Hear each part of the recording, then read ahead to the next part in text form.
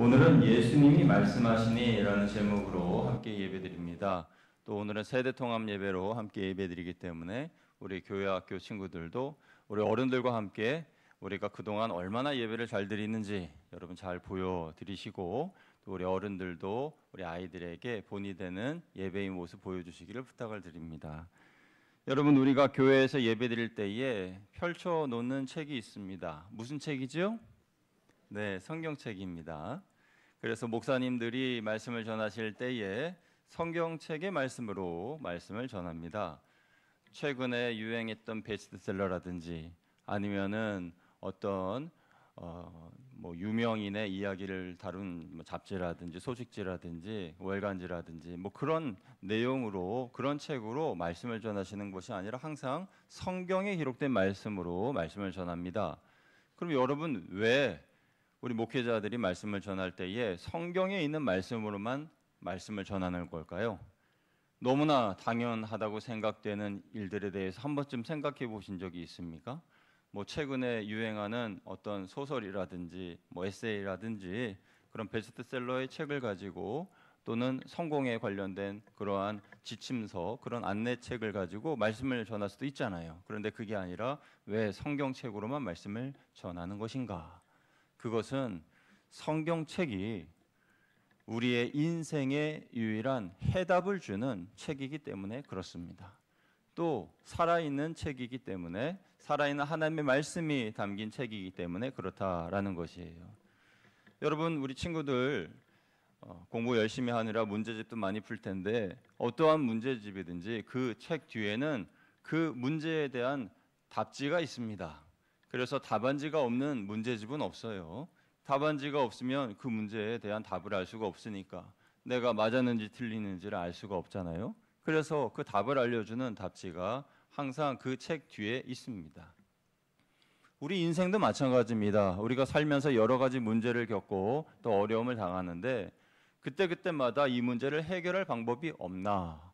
해결할 그런 좋은 최선의 방책은 무엇일까 생각할 때에 하나님은 이미 그에 대한 답을 주셨는데, 그 답지가 바로 성경책이라는 거예요. 우리 인생의 모든 문제에 대한 답이 성경에 기록되어 있습니다. 여러분, 성경 말씀을 읽는 게 좀 딱딱하고 어려울 수 있지만은, 그런데 말씀을 가만히 읽다 보면 모든 인생에 대한 문제의 해답이 이 성경에 기록되어 있고, 각 인물들에 대한, 여러 인생에 대한 그러한 어려움이 이 책 안에 다 기록되어 있다는 거예요. 그래서 이 말씀을 우리는 읽어봐야 됩니다. 그래서 저는 말씀을 읽기로 결단한 분들에게 어디서부터 성경을 읽어야 합니까? 라고 가끔 질문을 듣는데, 그래서 가볍게 마태복음에서부터 읽어보세요 하고 말씀을 드리죠. 성경을 보면 구약과 신약으로 나뉘는데, 신약 성경 첫 부분이 마태복음이잖아요. 그래서 예수님의 일대기를 기록한 이 마태복음을 읽어보시라 말씀드립니다. 그래서 그분이 마태복음을 읽고, 또 그 다음에 마가복음을 읽고, 누가복음을 읽을 때쯤 좀 이상한데요? 라고 이야기를 해요. 왜요? 그랬더니 똑같은 내용이 계속 반복해서 나옵니다. 이렇게 이야기를 하는 거죠. 그러면서 계속 읽다가 이거 좀 지루한데, 이거 나하고 좀 안 맞는 것 같아 생각하면서 구약 성경을 읽기 시작합니다. 그런데 창세기의 말씀에 보면은 창세기 1장 1절부터 믿음이 필요한 구절들이잖아요. 태초에 하나님이 천지를 창조하시니라 할 때에 그것을 믿지 못하는 분들은 이거 좀 나하고 안 맞는 것 같아 라고 생각하면서 성경책을 덮어두게 되죠. 그런데 그 성경책을 덮어두게 되면 인생에 대한 문제에 대한 해답도 덮어두는 것이기 때문에 우리의 인생의 문제에 대한 그런 해결 방책도 잃어버리게 되는 겁니다. 여러분, 이 말씀은요, 예배 시간에만 사용하라고 주신 그런 용도가 아닙니다. 성경은 우리 인생의 문제들을 다룬 책이기 때문에 인간의 희노애락과 생사화복이 기록되어 있는 그런 책이라는 거예요. 특히 위기를 당한 사람들에게 성경책은 좋은 지침서입니다. 질병에 걸려서 고생하시고 어려움 당하시는 분들, 그분들의 마음을 헤아려 주시는 구절도 있습니다. 사랑하는 사람과 헤어지고 난 뒤에 용기가 필요한 분들에게 용기를 주는 말씀도 있습니다. 사업에 실패한 이들에게 새 힘을 주시는 말씀도 있습니다. 그러니까 성경책은 추상적인 말씀이 아니라 구체적이고 우리의 삶에 비전을 보여주고 미래를 보여주는 책이다라고 할 수가 있는 것이지요. 여러분, 우리의 인생의 여러 가지의 문제, 그 문제를 문제로만 여기고 계시겠습니까? 아니면 그 문제를 말씀을 통하여 해결하시겠습니까? 여러분 중에도 해결되지 않는 문제로 인하여서 괴로워하는 분들이 계실 겁니다. 사업을 시작했는데 사업이 제대로 확장되지 못하고 어려움을 겪고 계신 분들도 계실 겁니다. 물질 문제로 인하여서 삶이 어렵고 생활에 압박감을 느끼는 분들도 계실 수 있을 거예요. 갑자기 건강이 안 좋아지신 분들도 계실 겁니다. 가족 간의 소통이 안 돼서 힘든 분들도 계실 거예요. 이와 같은 어려운 문제들이 폭풍처럼 우리에게 몰려 들어올 때 우리는 어떻게 해결해야 하는가? 우리는 말씀 속에서 예수님을 만나야 합니다. 여러분, 성경 말씀에는 예수님이 하신 일들과 예수님이 하신 말씀에 대한 내용이 기록되어 있는데요. 그런데 이 말씀을 그냥 옛날 어떤 고전의 고서로서의 그런 책으로만 생각하는 것이 아니라 살아있는 말씀으로 그 상황을 나에게 대입시키면서 그때의 예수님이 하신 말씀을 내게 하신 말씀으로 믿음으로 받아들이게 되면 그때 일어난 놀라운 기적의 일들이 내 것이 된다는 것을 믿으시기를 주님의 이름으로 축원드립니다. 예를 들어서요, 마태복음 8장을 보면은 큰 풍랑으로 바다에 빠져 죽을 뻔한 사람들의 이야기가 나옵니다. 그들은 바로 예수님의 제자들인데요. 예수님과 함께 그 건너편으로 건너가기 위하여서 갈릴리 바다를 배를 타고 건너가는데 갑자기 큰 풍랑이 일어나게 됩니다. 그래서 그 파도로 인하여서 이들은 죽을 지경이 되는 거죠. 그림을 띄워주셔야 되는데, 그래서 파도가 치고 또 배가 기울어지면서 이들은 너무나도 삶의 큰 절망과 위기를 당하게 됩니다. 그런데 예수님께서는 배의 한켠에서 머리를 두고 주무시고 계셔요. 그래서 예수님을 깨우면서 마태복음 8장 24절 26절에 이렇게 그들이 말하죠. 우리 친구들도 큰 목소리로 함께 같이 읽어주시길 바랍니다. 읽겠습니다. 시작. 바다에 큰 놀이 일어나 배가 물결에 덮이게 되었으되 예수께서는 주무시는지라. 그 제자들이 나와 깨우며 이르되 주여 구원하소서, 우리가 죽겠나이다. 예수께서 이르시되 어찌하여 무서워하느냐, 믿음이 작은 자들아 하시고 곧 일어나서 바람과 바다를 꾸짖으시니 아주 잔잔하게 되거늘. 아멘. 주여 우리를 구원하소서 하고 그들은 외쳤습니다. 그런데 조금 늦게 외쳤어요. 그 제자들 중에는 어부들이 많기 때문에 파도도 풍랑도 큰 놀도 많이 경험했었던 사람들이죠. 그래서 이 정도 파도는 우리가 한번 헤쳐나가 보자 하면서 그들은 자기들의 힘으로 헤쳐나가려고 했습니다. 그러나 도저히 그 바다를 건너갈 수 없게 되자 예수님을 깨운 거예요. 예수님이 일어나시면서 믿음이 작은 자들아 라고 책망하시면서 바다를 향하여 잠잠하라 하니 잠잠해졌어요. 여러분, 우리가 우리 삶의 어려운 문제를 당할 때에 사실 우리도 예수님의 제자들처럼 하나님께 간절하게 먼저 기도하기보다 이 정도 문제는 내가 한번 해결해 보지, 내 능력으로도 충분히 감당할 수 있어, 이런 생각을 하지 않습니까? 그러면서 내 능력으로 하다가 안 되니까 하나님께 간절히 기도하며 도와달라고 하는 그 모습이 이 마태복음 8장의 제자들의 모습과 너무 많이 닮아 있다는 거죠. 여러분, 그때 제자들에게 예수님께서 믿음이 없는 자들아 라고 말씀하셨지만은 그 책망이 두려워서 예수님을 깨우지 않고 계속 있었다면 그들은 계속 죽을 지경에 괴로워하고 있을 겁니다. 여러분, 예수님의 책망이 두려워서 하나님 앞에 기도하는 것이 꺼려지십니까? 그래서는 안 되는 것이죠. 예수님께 책망을 당할지라도 받을지라도 하나님 앞에 우리는 부르짖고 기도해야 되는 거죠. 그래서요, 예수님께서 잠잠하라 하시니까 바다의 파도가 다 잠잠하게 되었죠. 그래서 우리 저를 한번 따라해 주시면 감사하겠습니다. 예수님이 말씀하시면 문제는 잠잠해집니다. 한 번 더요. 예수님이 말씀하시면 문제는 잠잠해집니다. 믿으시면 아멘. 그렇습니다. 우리가 예수님을 믿고 구하고 예수님의 도우심을 요청할 때에 예수님께서 잠잠하라 말씀하시면 모든 것이 잠잠해지는 거예요.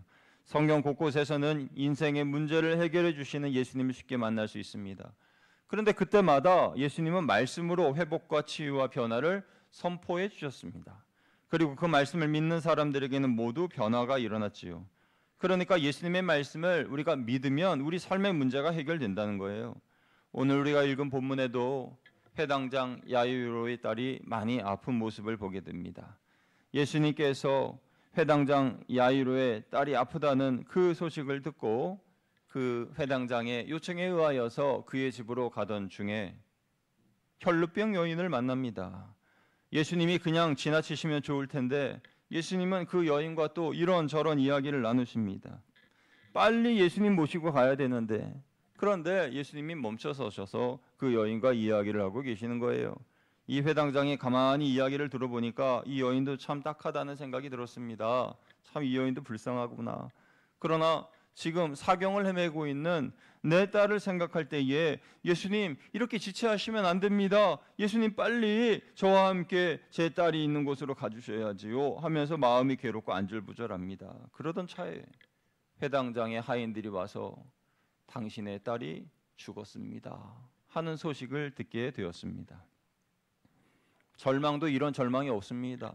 여러분 죽음은 모든 것의 끝이라고 생각되기에 이제 서둘러 갈 필요가 없구나, 딸을 살릴 수 없구나 하면서 예수님을 보면서 예수님이 왜 이렇게 시간을 지체하시는 거야, 빨리 가면 우리 딸을 살릴 수 있었을 텐데 라는 생각을 합니다. 그때 회당장의 딸이 죽었다는 소리를 들으신 예수님께서 야이로에게 무슨 말씀을 하십니까? 마가복음 5장 36절 같이 읽습니다. 시작. 예수께서 그 하는 말을 곁에서 들으시고 회당장에게 이르시되 두려워하지 말고 믿기만 하라 하시고. 아멘.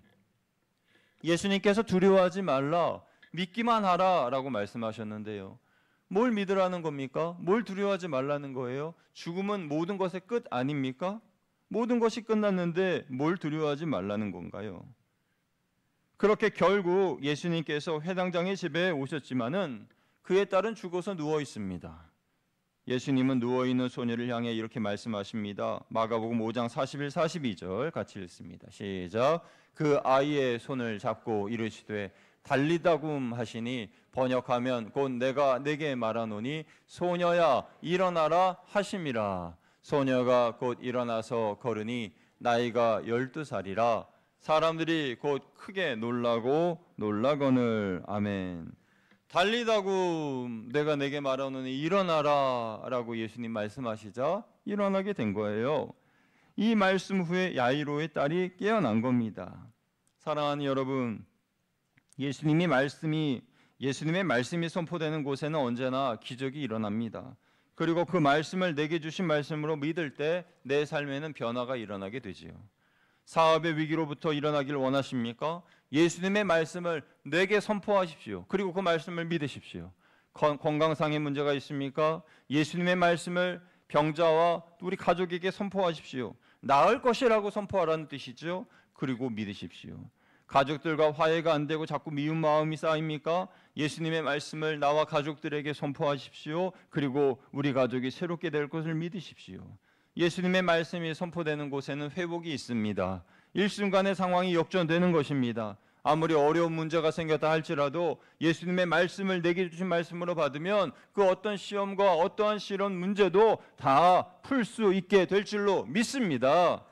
예수님께서는 수많은 병자들을 고치셨어요. 그때마다 말씀으로 고치셨습니다. 마가복음 2장에서 중풍병자를 고치실 때 이렇게 말씀하셨죠. 우리 같이 읽어보겠습니다. 시작. 내가 내게 이르노니 일어나 내 상을 가지고 집으로 가라 하시니 그가 일어나 곧 상을 가지고 모든 사람 앞에서 나가거늘 그들이 다 놀라 하나님께 영광을 돌리며 이르되 우리가 이런 일을 도무지 보지 못하였다 하더라. 아멘. 마가복음 10장에서 안 못 보는 사람에게도 말씀으로 고치셨습니다. 같이 읽습니다. 시작. 예수께서 말씀하여 이르시되 내게 무엇을 하여 주기를 원하느냐. 맹인이 이르되 선생님이여 보기를 원하나이다. 예수께서 이르시되 가라 내 믿음이 너를 구원하였느니라 하시니 그가 곧 보게 되어 예수를 길에서 따르니라. 아멘. 이 외에도 수많은 사람들이 예수님에게 고침을 받았습니다. 치유함을 받았습니다. 그런데 이들의 공통점이 무엇인지 아십니까? 지금 우리가 여러 성경을 읽었는데 이들의 공통점은요, 모두가 다 예수님을 찾아갔다는 거예요. 당사자가 아파서 직접 찾아가지 못하면 친구들이 찾아갔습니다. 딸이 아파서 직접 못 가면 아버지가 찾아갔습니다. 간접적으로라도 예수님께 찾아가 구할 때에 예수님께서 그들의 병을 고쳐 주셨다는 거예요. 그러니까 여러분, 만약 당사자가 직접 하나님께 아뢰지 못하면 내가 회당장이 되어서, 내가 중풍병자의 친구가 되어서 하나님께 대신 아뢰어야 합니다. 그러면 그 간접적인 기도라 할지라도 하나님께서 들어주신다는 거예요. 믿으시면 아멘. 그래서 이 놀라운 기도의 비밀을 우리가 알고 열심히 기도해야 한다는 것이죠. 하지만 예수님께서 말씀하신다고 다 기적이 일어나는 것은 아닙니다. 야이로의 딸을 살리신 후에 예수님께서 가신 곳은 고향인 나사렛인데, 나사렛의 고향 땅에 가니까 사람들이 다 예수님을 믿지 않았어요. 왜 예수님을 믿지 않았을까요? 그것은 예수님을 자신이 너무나 잘 알고 있기 때문이라고 생각하는 것입니다. 예수님과 함께 동네에서 태어났고 예수님과 함께 자라면서 놀기도 했고 예수님의 아버지는 목수 요셉이 아니냐? 그런데 왜 예수님이 메시아야? 라고 하면서 믿지 않습니다. 그래서 예수님께서 고향에서 말씀을 전하실 때에 듣지를 않아요. 믿지를 않습니다. 그래서 예수님을 너무나 잘 알고 있다고 하는 생각에 오류에 빠져서 결국 아무런 권능도 그 고을에서는, 고향에서는 행하지 않으셨습니다. 여러분, 저는 이 모습을 보면서 교회 안에 믿음의 성도들 중에 예수님을 마치 나사렛 고향 사람들처럼 대하는 그런 사람들도 있을 수 있겠다라는 생각을 하게 되었습니다. 그들은 모태신앙인이 아닐까 하는 생각을 해보게 되었어요. 여러분, 모태신앙이라는 것은 어머니의 태 안에서부터 신앙을 물려받은 그런 사람들입니다. 여기 우리 성도님들과 또 우리 학생들 중에서도 모태신앙인들이 많이 있을 겁니다. 태어나니까 엄마 아빠가 다 믿으셨고, 그리고 지금도 나는 믿고 있고, 그렇게 교회에 나오는 그런 어른들 또 친구들도 많이 계실 거예요. 그런데 이 나사렛에서 예수님과 함께 태어나고 자라고, 그래서 예수님을 너무 잘 안다고 착각했던 그 나사렛의 사람들처럼 우리는 태어나면서부터 예수님에 대한 이야기를 듣고 교회를 나오고, 그러면서 교회에 대한 문화와 또 예수님에 대한 이야기를 너무나 잘 알고 있는, 그래서 어떻게 보면 나사렛의 고향 사람들처럼 예수님을 멀리하고 있는 그런 모습은 아닌가, 또는 예수님이 하신 말씀을 반대로 행하고 있는 그런 사람들은 아닌가 하는 생각을 해보게 되는 것이죠. 여러분, 아이들이 재밌게 읽는 동화책 중에 싫어, 안해, 못해, 노노라는 책이 있습니다. 이 친구의 이름은 노노인데요, 노노가 무조건 엄마가 하는 말씀을 반대로 합니다. 그래서 엄마가 피아노 쳐라고 하면 싫어, 못해 라고 하고, 엄마가 건강을 위해서 채소 먹어야 돼 하면 싫어, 안 먹어 그렇게 얘기하고요. 숙제해야지 그러면 싫어, 안 해 하면서 그런 아이예요. 그런데 어느 날 삼촌이 와서 노노가 항상 반대로 하는 모습을 보고 이렇게 말합니다. 노노야, 피아노 치지 마. 손가락도 아프고 피곤하기만 하니까. 그러니까 싫어, 칠 거야, 열심히 칠 거야 하면서 피아노를 열심히 칩니다. 삼촌이 채소는 먹지 마, 노노, 맛이 없고 건강에도 안 좋아. 그랬더니 싫어, 먹을 거야 하면서 열심히 먹어요. 그러면서 숙제하지 말라고 하면 숙제 열심히 하고, 청소하지 말라고 하면 열심히 청소합니다. 여러분, 예수님의 고향 사람들은 이 노노처럼 예수님이 말씀하신 반대로만 했습니다. 그렇기 때문에 예수님은 그들에게 아무런 권능을 행하지 않으셨어요. 예수님을 태어나면서부터 알고 자라면서부터 예수님에 대한 이야기를 많이 듣고 교회의 문화에 너무나 익숙한 사람들은 마치 동화 속의 노노처럼 거부 반응을 일으킬 수 있습니다. 당연한 은혜, 그것을 감사로 받지 않고 너무 당연하다고 생각하는 그런 착각에 빠지게 되는 거죠. 여러분, 그렇게 예수님을 잘 안다고 착각하다 보면은 구원도 당연히 받았다라고 생각하게 됩니다. 그러나 여러분, 구원이라는 것은 내가 안다고 생각해가지고 받는 것이 아니라 예수님 앞에, 하나님 앞에 나의 죄를 자복하고 그리고 은혜를 받아서 그렇게 구원을 받는 것인데요. 구약 성경을 보면 이 동화 속에 노노와 같은 선지자가 있죠. 바로 요나라는 선지자입니다. 요나서의 이야기를 잠깐 말씀드리면요, 어느 날 선지자 요나에게 하나님께서 니느웨에 가서 회개를 선포하라라고 말씀을 하셨는데, 그런데 회개하라는 그 회개를 선포하라는 말씀에 불순종하면서 오히려 다시스로 갑니다. 왜 니느웨로 안 가냐면 그곳에는 이스라엘 백성을 괴롭혔던 원수들이 사는 곳이기 때문에 그랬죠. 그래서 요나는 니느웨로 가지 않고 스페인에, 지금 스페인에 해당하는 다시스를 향해 갔습니다. 그러다가 큰 폭풍이 일어나서 배가 거의 부서질 지경이 되었죠. 그러면서 선장을 비롯한 선원들이 이런 재앙이 일어나게 된 이유가 무엇이냐라고 할 때에 요나라는 것을 알면서 그를 배 밖으로 던집니다. 그러자 기다렸다는 듯이 물고기가 와서, 큰 물고기가 와서 요나를 삼키고 3일간 뱃속에 두었다가 하나님이 가라고 하신 니느웨의 바닷가에 도착하자 속에 거북함을 느꼈는지 에이 퇴 하면 뱉어서 요나가 밖으로 나오게 되었어요. 그래서 요나가 그 니느웨 성에서 회개를 선포하자 사람들이 바로 회개하는 그런 내용이 요나서의 내용인데요. 근데 여기서 우리가 살펴볼 것은요, 요나가 자기 때문에 배에 탄 사람들 모두가 큰 파도를 만나 죽을 지경이 되었는데 그것도 모르고 배 밑에 들어가서 쿨쿨쿨쿨 잠을 자고 있었다는 거예요. 그 선장이 믿지 않는 사람인데 이 사람이 그 원인을 제빛 뽑아서 알게 되고 그리고 요나라는 것을 알게 돼서 찾다 보니까 배 밑바닥에서 잠을 자고 있는 그 모습을 보았을 때 얼마나 황당했겠습니까? 당신 때문에 우리가 죽게 되었는데, 그런데 당신은 여기서 잠을 자고 있단 말이에요? 당신의 하나님께 기도하세요. 우리가 살 수 있도록 기도하세요 라고 이야기하는 내용이 요나서 1장 6절이에요. 우리 같이 한번 읽어보겠습니다. 시작. 선장이 그에게 가서 이르되 자는 자여 어찌함이냐, 일어나서 내 하나님께 구하라.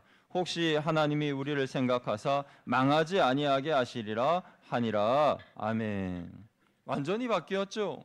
하나님의 말씀을 선포해야 하는 선지자가 오히려 믿지 않는 선장의 책망을 듣게 됩니다. 그런데 여러분, 우리도 이런 상황을 당할 수가 있습니다. 우리가 만약 기도하지 않을 때, 순종하지 않을 때, 큰 파도와 같은 시험과 어려움이 내 주위에 있는 사람들에게 미친다면 우리는 그들에게 요나 같은 사람이 되는 거예요. 그때 그들은 요나를 책망했던 선장처럼 우리에게 책망하며 이렇게 말할 겁니다. 영적으로 자는 자여 어찌 미뇨, 당신의 하나님께 기도하라. 당신 때문에 지금 우리가 이런 큰 시험과 공경에 처한 것이 아니냐라고 이야기를 할 겁니다. 여러분, 신앙인이 신앙을 잃어버리면 요나처럼 세상이 책망을 당할 수밖에 없습니다. 오늘 우리의 모습 중에 영적으로 잠자고 있는 모습은 없습니까?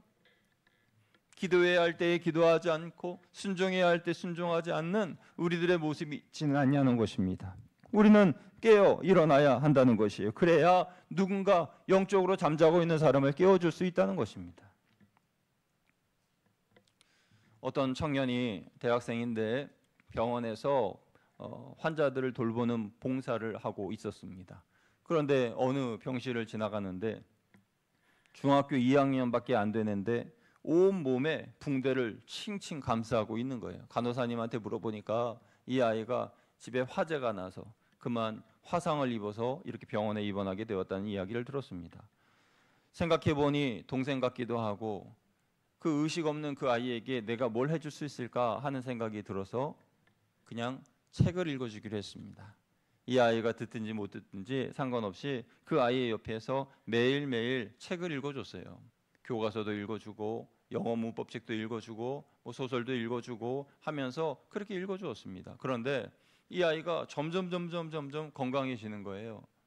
그러다가 마지막 이 붕대를 풀고 대화할 수 있게 되자 그 아이가 이런 말을 했습니다. 언제부턴가 누군가 내게 책을 읽어주기 시작했는데 그 책을 들으면서 아, 나도 공부할 수 있는가 하는 소망이 생기기 시작했고 친구들과 운동장에서 뛰어노는 상상을 하게 되었습니다. 그러면서 조금씩 제 몸이 좋아지는 것을 느꼈어요. 이렇게 이야기했다는 거예요.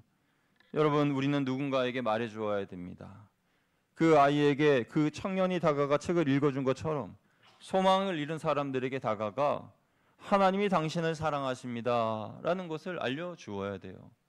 뭐 거창하게 전도 안 하셔도 됩니다. 그냥 책을 읽어주어도 좋고 소소한 삶의 일상을 들려주셔도 좋습니다. 다만 하나님이 당신을 사랑하신다는 것만 메시지를 담아서 전해주시면 되겠죠. 우리에게도 누군가가 찾아와서 예수님의 이야기를 들려주었고 하나님의 말씀인 성경 말씀을 들려주었기 때문에 내 영이 살아나게 되었고 우리가 구원받은 백성이 된 것입니다. 예수님의 말씀이 내 삶에 들리면 삶의 모든 문제가 해결됩니다. 하나님의 말씀이 기록된 성경 말씀을 매일매일 읽다 보면 문제를 해결할 지혜를 얻게 되고 마침내 문제가 해결됩니다. 누군가 나에게 귀한 하나님의 말씀과 예수님에 대해 알려주었듯이 저와 여러분이 영적으로 잠자는 이들에게 찾아가 주님의 말씀을 또 하나님의 사랑을 들려주시기를 바랍니다.